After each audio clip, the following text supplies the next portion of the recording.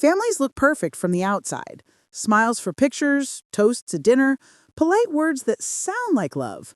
But behind every perfect moment, there's something you don't see. My name is Grace, and this is the story of the night my father said something I will never, ever forget. It started like any other Sunday dinner. My mom set the table, my older brother Daniel poured the wine, and my dad, he sat at the head of the table, silent, staring at his glass like it held all the answers he never found. We weren't a warm family. We were polite strangers who happened to share a last name. I used to think that was normal, until that night. "Grace," my mom said softly, "you've been quiet lately. How's work?" I smiled, the fake kind I had perfected over the years. "Fine, Mom, just busy." My dad didn't look up, not once. He used to be my hero when I was little. Now he was just a man who spoke more with sighs than words. Daniel started talking about his promotion at the firm, the kind of success my dad always wanted one of us to have. "I'm proud of you, son," Dad said, raising his glass. His voice was deep, steady, the same one that used to read bedtime stories before everything changed. Daniel smiled. I smiled too, but I knew what was coming next. The moment that always made dinners awkward. The moment Dad looked at me. He asked finally, "And you, Grace, still chasing those creative projects?" He said creative like it was a disease. "I'm a photographer, Dad," I said quietly. "It's not chasing, it's my career." He laughed, sharp, dismissive. "Career? Taking pictures of empty streets and strangers? You call that a career?" My stomach twisted. Mom shot me a sympathetic look, but she didn't say a word. She never did. I wanted to scream, to tell him how hard I worked, how many hours I spent trying to make something of myself. But instead, I just said, "I love what I do." He leaned back in his chair, swirling his wine. "You always were the dreamer," he said. "Some kids make you proud. Others just take up space." The table went silent. Daniel froze, Mom's eyes watered, and I couldn't breathe. It was like every word he'd never said finally came out coated in venom. I stood up, my hands trembling, my heart cracking open in ways I didn't know was possible.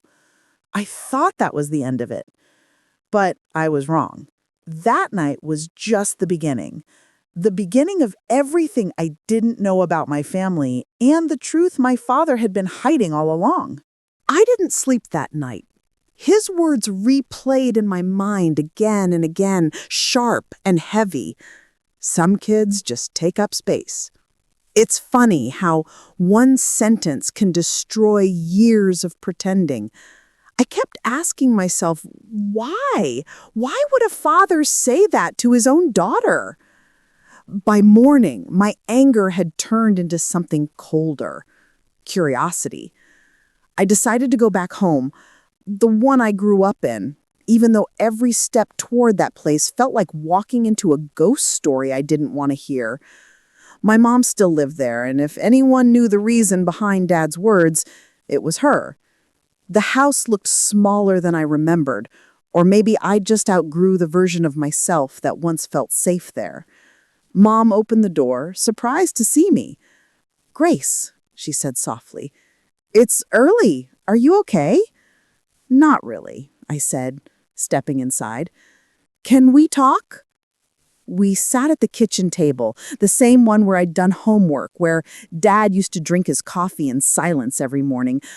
"Why does he hate me?" I asked. Mom flinched like I'd hit her with the question. "He doesn't hate you, Grace. He just what?" I pressed. "He looks at me like I ruined something, like I remind him of something he can't stand."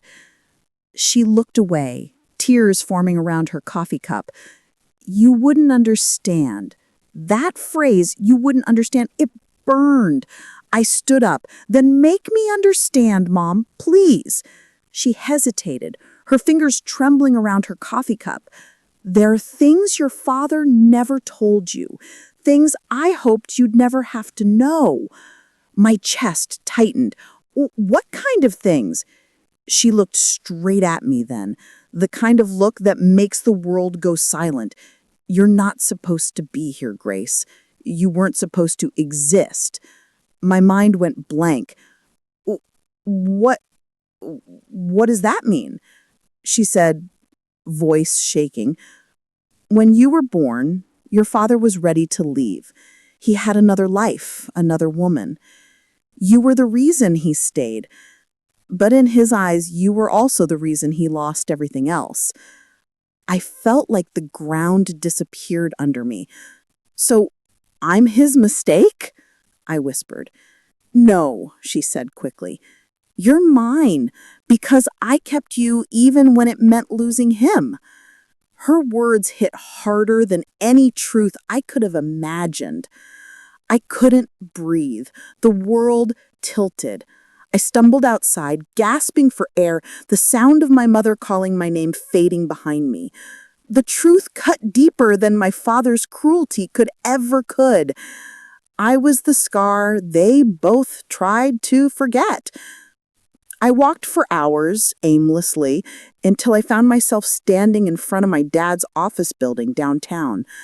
Part of me wanted to storm inside, scream, demand to know why he stayed if he hated me that much. But another part, the quieter, more broken part, just wanted to know if there was anything left of the man who once called me his little girl. I stood there, staring at his office window. Then I saw him, inside, talking to a woman I didn't recognize. She laughed, touching his arm the way my mom used to. My stomach dropped, and in that instant, I knew. My mother's secret wasn't the end of this story. It was just the beginning of another one. I stood outside his office building for a long time, staring through the glass. That woman, she couldn't have been older than 30.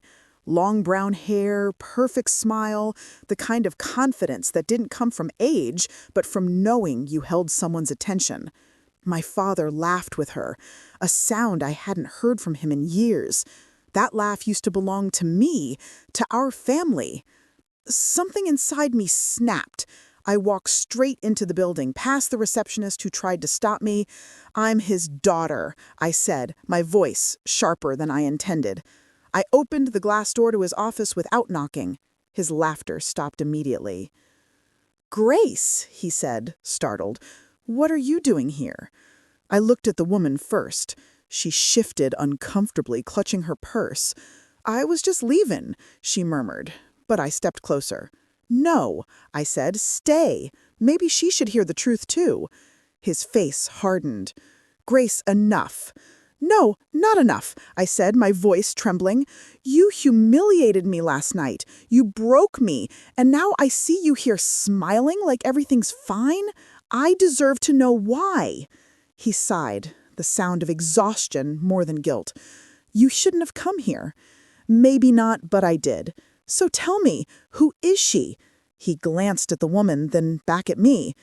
"Her name's Claire," he said quietly. "She works with me. That's all."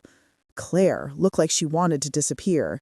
"That's not all," I snapped. "I saw the way you looked at her, the way you used to look at Mom, before you decided we were just space." He stood up, voice sharp now. "Watch your tone." "No," I said, my chest heaving. "You don't get to control this conversation anymore." The silence between us stretched thin. "Finally," he said, "you want the truth? Fine. You remind me of your mother. Every word, every look. And I can't stand it." "Because you cheated on her?" His jaw clenched. "Because she forgave me when she shouldn't have. And you're proof of everything she gave up to keep us together." My heart stung. "So it's my fault again?" "No," he said, "it's mine. And that's worse." Claire quietly stepped out, closing the door behind her. I could finally breathe, but it felt like breathing through broken glass. "I found out about the affair," I said softly. Mom told me. He sat back down, staring at the floor. It was 25 years ago, Grace. I thought time would bury it. Time doesn't bury things, Dad. People do. He looked up then, eyes tired. I never hated you. I hated what you represented. The life I could have had if I'd left. The life I threw away because I stayed. My throat tightened. You're saying I was the price for your regret? He's saying, he said quietly, that I punished the wrong person. For a second, neither of us spoke. The clock ticked. The city hummed outside. And somewhere between his confession and my silence, something shifted. I didn't forgive him, not yet, but for the first time, I understood him, the broken, cowardly version of a man who once meant everything to me. I turned toward the door. You can keep running from the past, but it always catches up, especially when it looks you in the eyes. He didn't stop me. He just said, Grace, tell your mother I'm sorry. I paused, hand on the door. Tell her yourself. I walked out of that office with tears in my eyes, but for the first time in years, they weren't just from pain. They were from clarity, the kind that burns before it heals. The next morning, the city felt different. Colder, maybe. Or maybe I was just finally awake. I had spent the night walking, replaying every word, every look, every truth I wished I never had to hear. My father didn't hate me. He hated his choices. And somehow, I'd been the shadow of those choices my whole life. I didn't plan on going back to my mother's house, but when the sun rose and the world looked a little less cruel, that's exactly where my steps led me. She was sitting on the porch, holding a cup of coffee, waiting, like she knew I'd come back. She said, You saw him. It wasn't a question. Yeah, I whispered. I saw everything. She nodded slowly, and I took a deep breath. He's broken, Mom. Not evil, not heartless, just broken. And maybe that's worse. She looked down at her hands, the years of pain showing in the way her fingers shook. He wasn't always that way. I used to love him so much, Grace. I know, I said softly, and that's why it hurt so bad for both of us. We sat there for a long time, the silence between us heavier than words. Then she said, You know, after you were born, he tried to leave. He even packed a bag. I looked at her. What stopped him? She smiled faintly. You cried. You cried so loud, Grace. It was like the world wouldn't let him go. My throat tightened. And he stayed? She said he stayed, but not for the right reasons. I didn't realize I was crying until she reached for my hand. You didn't ruin our family, Grace. You were the only good thing left in it. Her words broke something open inside me. The years of guilt, the silent dinners, the cold looks. For the first time, I didn't feel like a mistake. I felt like a survivor. A week later, I got a letter. No return address, but I knew the handwriting instantly. My father. The envelope was thin, the paper folded carefully, like he'd written it more than once before deciding it was enough. Inside, there was one line that made my chest ache. You were never the space, Grace. You were the reason I stayed. And for the first time in my life, his words didn't hurt. They healed. I kept that letter in my camera bag, the same one I take everywhere now. Every time I lift my camera to capture a moment, I think about the people behind it. The ones who break, the ones who heal, the ones who stay even when it hurts. My dad was right about one thing. Some kids make you proud, but he was wrong about the rest because I didn't just take up space. I learned how to fill it with light, with life, with everything he left behind. Sometimes when I walk through the city, I imagine him somewhere, maybe looking at my photos in a gallery window, maybe smiling, maybe whispering my name. And even if he never does, I've made peace with it. Because not every story about family ends with forgiveness. Some just end with freedom. This was my family's secret, the truth that almost broke me and the moment that built me instead. My name is Grace, and this time, I'm not just someone who takes up space. I'm someone who finally knows her worth.